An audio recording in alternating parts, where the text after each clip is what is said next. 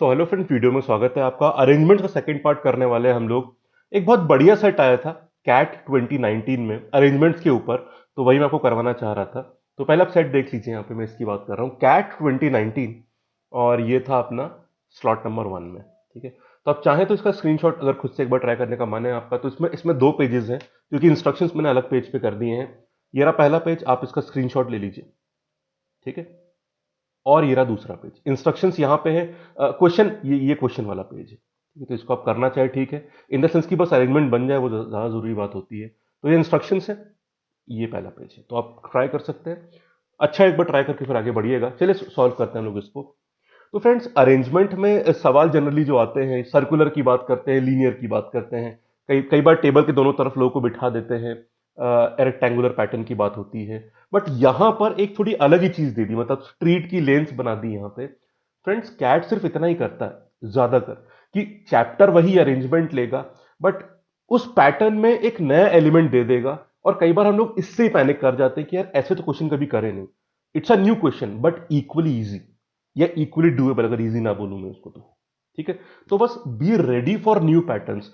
कई बार लोग इन सवाल में क्यों अटकते हैं कि प्रिपरेशन और सारी प्रैक्टिस तो उस पैटर्न की करी है, सर्कुलर हो गया, लीनियर हो गया, ये तो कभी देखा ही नहीं। अरे तो क्या हो गया, नई चीजें देख लो आप, रूल्स तो वही रहने वाले हैं आपके। तो be adaptable to new pattern of questions.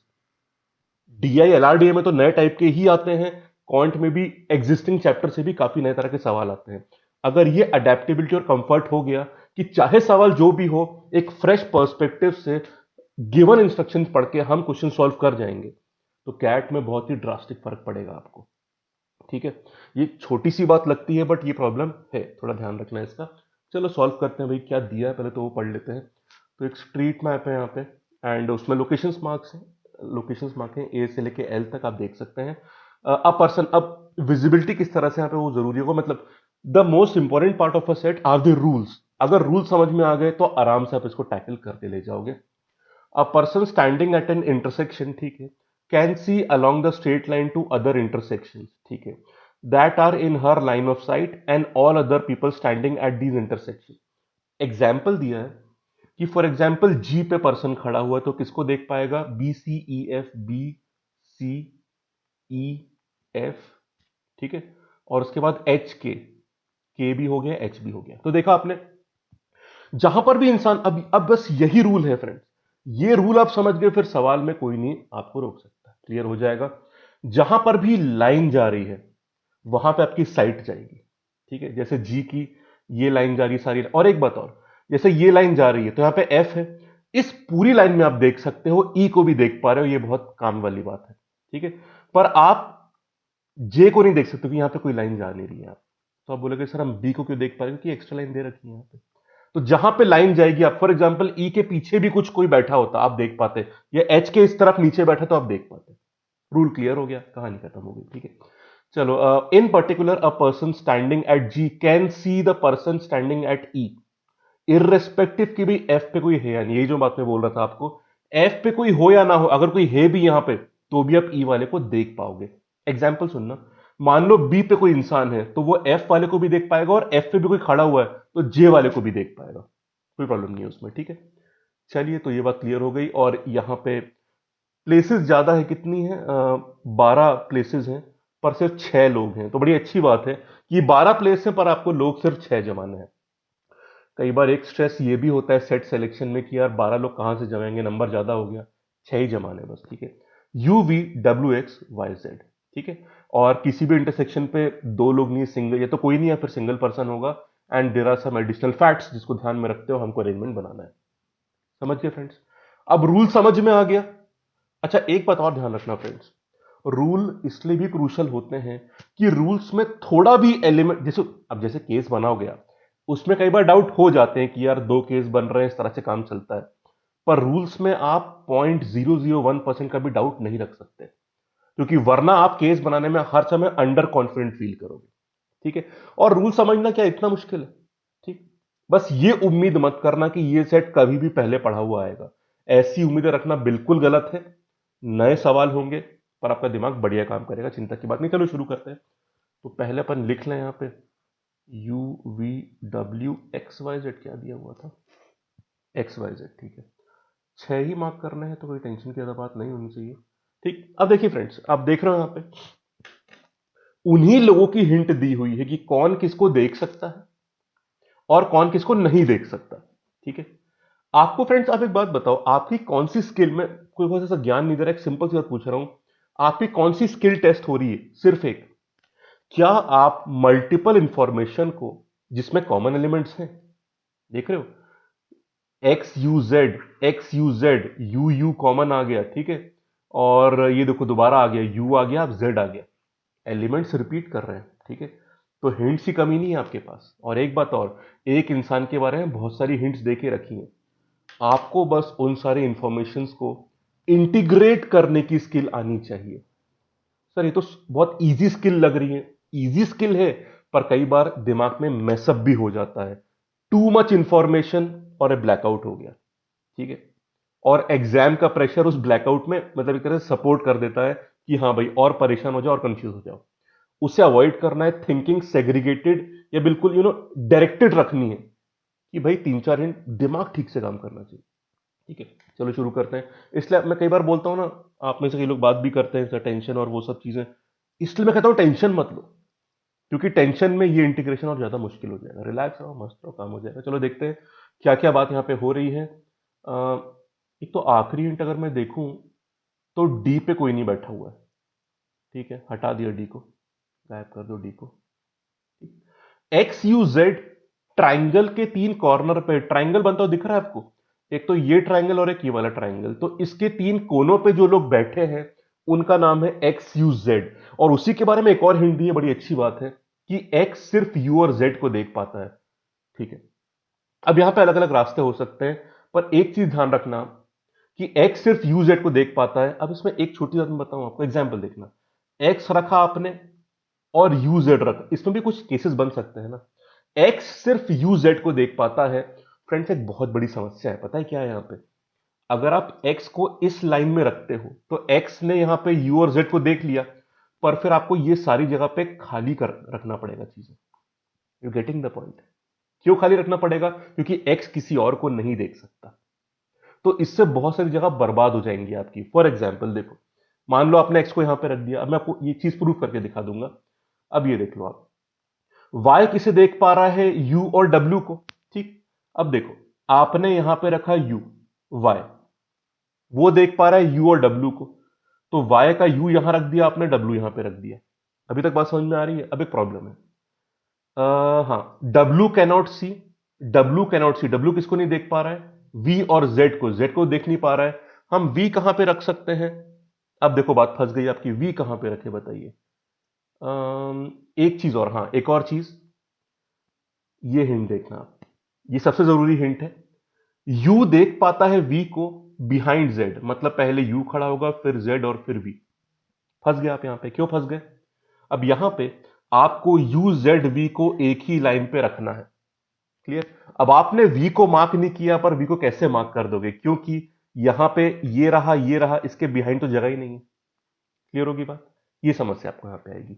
इसी कारण से मैं कह रहा था आपको कि आपको जेड और वी को एक ही लाइन में रखना पड़ेगा, ठीक है। चलो रख देते हैं। और अगर जेड और वी एक ही लाइन पे आएंगे तो ये इस वाले पे नहीं आ सकते, क्योंकि फिर इनके पीछे जेड की जगह नहीं होगी। तो इसलिए जो हम अरेंजमेंट करना चाहेंगे, अरेंजमेंट हम कुछ ऐसा करेंगे। अब यहां पे एक और जो बात आप मुझे बोल सकते हैं, भाई या तो आप यहां पे रख लो, ये समझ गए ना बात, कि यू देख पा रहा है C standing in the next intersection behind Z, मतलब यू वी को देख पा रहा है जो जेड के अगले इंटरसेक्शन पे खड़ा है, मतलब यू जेड और वी एक ही लाइन में है। बहुत बड़ी हिंट है ये हमारे लिए, ठीक है। चलो अब देखो, अब आप बोलोगे इसलिए या तो यहां पे रखो आप, ये देखो ये रहे ना आपके यू और जेड, ठीक है, यू और जेड। तो यू और जेड को या तो यहां रखो या फिर यहां रखो। अगर इधर आए तो एक्स इधर आ जाएगा एंड वाइस वर्सा हो जाएगा। अब यहां पे जो मैं आपको बात बता रहा था, मान लो आपने यहां रख दिया यू को, यहां पे रख दिया जेड को, और यहां पे मान लो रख दिया आपने एक्स को, ठीक। तो कहानी कैसे बनेगी? एक तो एक्स सिर्फ यू जेड को देख पाता है, तो देख रहे हो आप, आपकी ये वाली लाइन भी पूरी खराब हो गई, ये भी पूरी खराब हो गई। तो बाकी लोगों को कहां रखोगे आप? क्यों? देखो, वाई देख पाता है यू और डब्ल्यू को, अब डब्ल्यू इधर बैठ, यू यहां बैठा हुआ है, अब कहां रखोगे आप वाई को? आप बोलोगे सर वाई पर डी पे रख दो, डी पे तो लोगों को बैठना मना है। तो विजिबिलिटी कैसे बनाओगे यू के लिए आप? ठीक है, इसलिए सिंपल सी बात समझ में आती है, एक्स सिर्फ दो लोग को देख पाता है, बाकी लोग को नहीं देख पाता, वो बहुत स्पेस ऑक्यूपाई कर रहा है, इसलिए उसको इस कोने पे ले आओ आप। ठीक है, वरना बात नहीं बनेगी आपकी। तो समझ गए ना रीजन? हो सकता है आपको ये केसेस ना बना, मतलब बिना बनाए भी अब इस पे आ सकते थे, क्योंकि देखो एक्स यहां रख दिया ना तो ये बहुत सारी जगह खराब करेगा, इसलिए एक्स को यहीं पे रखो आप, इधर एक्स को रख दो। ठीक, डी पे लो का बैठना मना है। रीजन समझ गए ना? रीजन समझ गए ना कि बहुत सारी प्लेसेस फिर आप ये सब इंश्योर नहीं कर पाओगे। आप कहीं पे वाई को नहीं रख पाओगे जो यू को देख पा रहे, क्योंकि अगर यू यहां पे आ गया फंस गया। ठीक है, क्लियर? एक और बात, आप बोलोगे सर यू को ऊपर रख दो, उसके ऊपर वाई को रख दो। Again there are problems. क्यों? इसमें एक बात बोली है कि वाई सिर्फ यू और डब्ल्यू को देख पाता है। ठीक है, अब अगर आपने यहां पे रख दिया वी को, नहीं, किसको, एक सेकेंड, हाँ ये रहा ना, एक्स, एक्स को मान लो हमने यहां पे रख दिया, यहां पे रख दिया हमने यू, यू को, और यहां पे रख दिया जेड को। ठीक है, क्लियर है बात? अब सबसे बड़ी प्रॉब्लम कि आप फिर वी कहां रखोगे, क्योंकि वी तो पीछे होना चाहिए, डी पे कोई हो नहीं सकता। ठीक है, और भी बहुत सारी प्रॉब्लम, प्रॉब्लम पता है कौन सी है? एक तो वैसे यहीं पे केस कैंसिल हो गया, वाई कहां रखोगे आप? अगर आपने यहां पे रखा वाई को, फिर फंस गया, क्योंकि Y sees only U and W. ठीक, पर वाई तो यहां पे जेड को भी देख पा रहा है, तो हर तरह से आप उस तरह से फंस जाओगे, unless you reach that perfect case. ठीक है, एलिमिनेशन में इतनी मेहनत नहीं करनी, पर मैंने आपको बता दी कि प्रॉब्लम कहां कहां आ सकती है। तो अपन सिंपल एक्स को यहां रखते हैं। ठीक, अब यहां पे बस दो केस और बनेंगे। पहला क्या बन सकता है कि या तो हम u और z को यहां रखें, या उल्टा। तो या तो हम यहां रखें u को, यहां रखें, एक बार मैं ये बात बता रहा हूं, u को यहां, z को यहां, और ऑब्वियसली उसके पीछे v होना चाहिए। ठीक है, या फिर u यहां, z यहां, v ऊपर। बस दो ही केस बन रहे हैं अब, इन दोनों में से एक में आंसर आ जाएगा। ठीक है, तो पहले हमने x को फिक्स किया, तो uz या zu होगा। तो अभी मैं ये वाला बता रहा हूं, v तो अपने आप प्लेस हो जाएगा, बस दो लोग प्लेस करना बाकी। अब इस केस में देख लेते हैं कि हमें कहानी कहां सेट करनी है। ठीक है, चलो अब बस ये देख लेते हैं कि हमको y कहां देखना है। y किसको देख पा रहा है? u को और w को। तो एक काम करते हैं, हम y को यहां नहीं रख सकते, क्योंकि अगर हमने y को यहां पे रख दिया तो x उसको देख पाएगा, और x सिर्फ u और z को देख पाता है। तो हम y को यहां रखते हैं, पर प्रॉब्लम है यार, अगर हम y को यहां रखते तो वो u को नहीं देख पाएगा। हम y को यहां पर भी नहीं रख सकते, क्योंकि फिर u के अलावा z और v को भी देख लेगा। बट y से देखो फिर फंस गए। तो केस एलिमिनेशन कितना जल्दी होता है, कितनी अच्छी बात है। ठीक है, कोई बात नहीं भाई, ऐसा कर देते हैं कि अब u को यहां रखो, z को यहां रखो, v को ऊपर ले जाओ। ये हमारी आखिरी केस है, ये बन जाना चाहिए, वरना प्रॉब्लम हो जाएगी थोड़ी सी। ठीक है, चलो अब देखते हैं y कहां रखें। y को यहां रखो, y देख पाता है सिर्फ u को और w को, तो w को यहां पर रख दो। और z पे तो लोग अलाउड ही नहीं थे आपके, तो इसको तो मैंने हटा ही दिया था। सारे केसेस बन गए आपके, आखिरी केस ये है, इसमें सब कुछ सेटिस्फाई हो जाता है। और एक बात और, W V और Z को नहीं देख पाता। हाँ नहीं देख पाता, हमने ठीक से अरेंज कर दिया। ठीक है, क्लियर है बात? तो बस टेक्निकली देखा आपने, आपको सिर्फ शुरू यहां से, कितनी बढ़िया चीज करी उसने कि एक्स यू जेड, और ये वाली हिंट में उसने ये ऑर्डर बनवा दिया। ये दोनों हिंट से आपको समझ में आया कि भाई एक्स यहां पे होगा, ठीक, और यूजेड यहां पे होंगे। बस दो ही केस बनने थे, यूजेड वी या यू नीचे की तरफ यूजेड वी। वो एलिमिनेशन बड़ा जल्दी हो गया, ऊपर वाला फाइनल कर दिया, खत्म बात। ठीक, तो अब एक बात बताओ फ्रेंड्स, क्या कैट में सवाल आपके लिए मुश्किल बना रहा है, आसान बना रहा है? आसानी तो बना रहा है। जिस एक्स यू जेड की बात उसने वन पे करी, वही बात टू पे कर दी, और उसकी काफी अच्छी एक्सटेंडेड बात उसने पॉइंट नंबर 4 में कर दी। तो एक तरह से एक में ट्राइंगल, एक में लाइन बना के उसने आधा काम तो कर ही दिया आपका। बस बाकी एलिमेंट्स के लिए थोड़ा सा एलिमिनेशन करना था, जो कि आराम से हो गया। ठीक है, बस क्या हमारा माइंड इतनी प्रोसेसिंग एग्जाम प्रेशर में कर पाएगा? थोड़ा माइंड फ्री रखेंगे और रेगुलरली उसे मॉक्स दिलवाते रहेंगे, तो माइंड प्रोसेसिंग करेगा अच्छी तरह। ठीक है, तो पूरा खेल दिमाग पर है, कोई कठिन थ्योरी तो यहां पे है नहीं, ना ही कोई ऐसा फॉर्मूला लगाया हमने यहाँ पे। ठीक, तो इसीलिए मैं कहता हूं, इसमें पढ़ाने में कुछ नहीं है, जस्ट हैव दैट कन्विक्शन कि आप हिंट्स को आपस में इंटरकनेक्ट कैसे कर सकते हैं। ठीक है, चलो देखते हैं भाई, आंसर वांसर मार्क करे जाए। पहला क्वेश्चन, ए इंटरसेक्शन पे कौन खड़ा हुआ है? ए वाला कहां गया?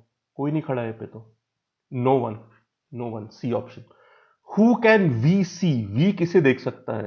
वी देख सकता है जेड को और यू को, जेड को और यू को, कहीं पे है जेड और ये ओनली जेड एंड यू, ठीक है।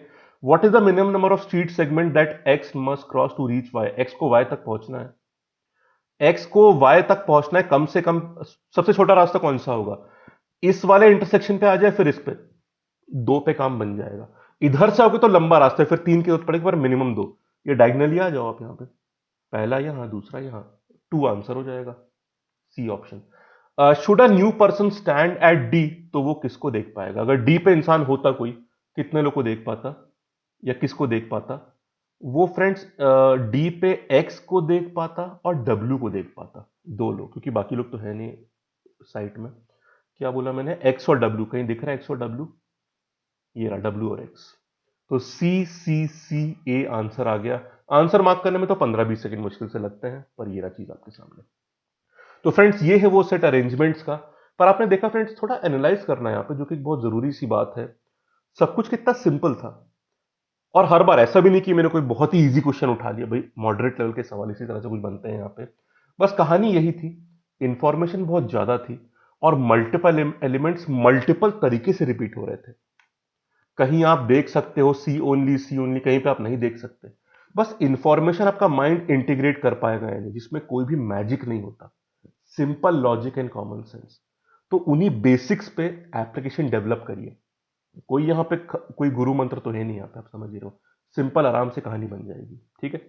तो बस वही आपको बताना था कि ये सेक्शन जो थोड़ा कठिन सा माना जाता है, मुश्किल माना जाता है, इतना मुश्किल है नहीं, ठीक है। हाँ, बस एक समस्या क्या है सेक्शन की, कि भाई अगर आप ये इंफॉर्मेशन इंटीग्रेट नहीं कर पाए और यहां तक नहीं पहुंच पाए, तो फिर आपका एक भी सवाल नहीं होगा, ये तो गारंटी है कि यहां पे एक भी सवाल नहीं होगा आपका। अब तुक्के से एक दो सही हो जाए तो अलग बात है, पर बहुत मुश्किल है सही होना। और अगर आपने करे तो 4 सवाल सिर्फ 20 सेकंड में होते हैं आपके। दैट इज द गुड, मतलब प्रोज एंड कॉन्स जो भी बोलना चाहो तो इसके, तो let us try to be in the positive pros वाला पार्ट, आराम से हो जाएगा, ठीक है। तो कीप ऑन प्रैक्टिसिंग, काम बढ़िया बन जाएगा। तो ये थे कुछ एलआरडीए के कुछ चैप्टर्स में ले रहा हूं उस एप्लीकेशन को और थोड़ा कॉन्क्रीट करने के लिए। बाकी फ्रेंड्स आपको पता ही है, वीडियोस आएंगे, दो वीडियोस, सुबह 9 बजे और शाम को 5 बजे, और 8:30 PM पर हम डेली एमसीक्यू प्रैक्टिस करेंगे। ये लाइव सेशन होगा, तो इसको ज्वाइन करिएगा, लाइव प्रैक्टिस करेंगे। क्योंकि अगर थ्योरी चल रही है, क्वेश्चन चल रहे हैं, तो एक क्विज फॉर्मेट भी होना चाहिए, ताकि हमारी प्रिपरेशन और फाइन ट्यून हो जाए एग्जाम से पहले, ठीक है। Thank you so much, have a nice day. अपने फीडबैक्स दीजिएगा, क्योंकि comment section is very very important. सिर्फ मैं नहीं, बाकी एस्पिरेंट भी पढ़ते हैं और ये समझते हैं कि बाकी साथ में जो लोग तैयारी कर रहे हैं क्या फील कर रहे हैं।